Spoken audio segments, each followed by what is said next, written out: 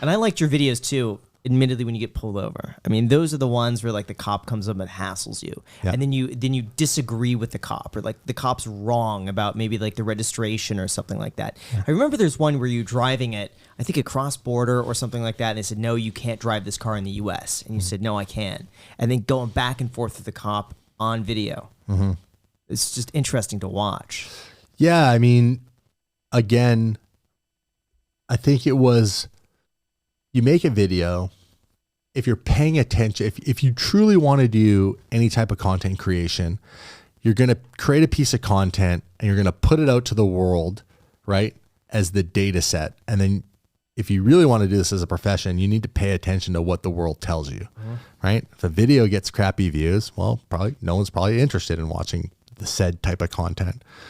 But the flip side is it does really well, then your little spidey senses should go off and go, oh, I should make more content like this.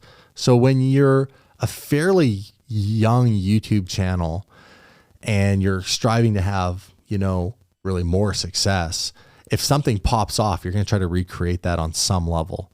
So it just became aware to me that when I got pulled over, if I filmed it, no matter what the outcome was, the internet would want to watch it because it would, those videos would do really well.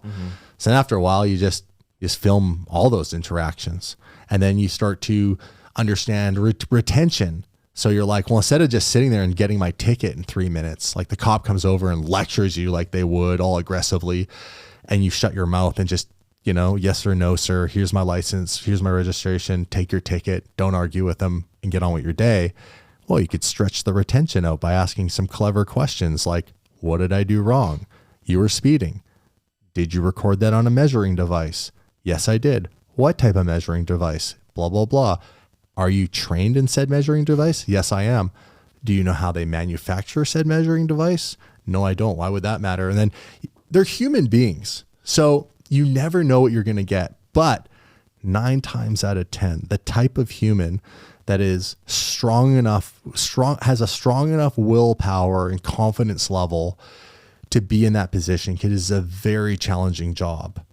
And I have honestly huge respect for the men and women who serve us as police officers or first responders or fire department or paramedics or the military.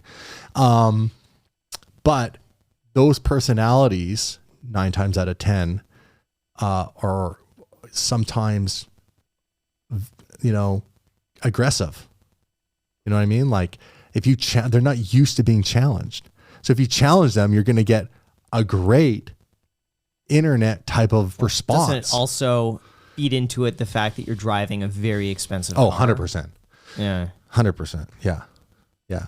Because there are a lot, I mean, I have a lot of friends that are police officers, and they openly admit, like, yeah, a lot of people will be jealous of you because I know for a fact a lot of the police officers who are police officers would rather be rich driving a Lamborghini and not being a police officer. Like being a cop is not their dream job. And they're pissed off that this is what they're doing for work, but this is what they're doing for work. And they have a badge and a gun and authority, and they, I don't want to say abuse it, but probably on some level, that's a good word. Yeah, they abuse it. And they'll tell you to shut your mouth or tell you not to think. Like I've had cops literally yell on my window, don't think. And I'm like, hold on.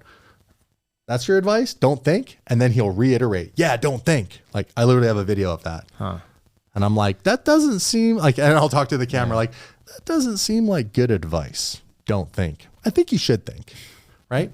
And then you get good at that. Like you get good at storytelling what's going on, and you remove the emotion of like feeling attacked by the cop, and you just leverage it as in your head. You just tell yourself like, oh, this is good for my business.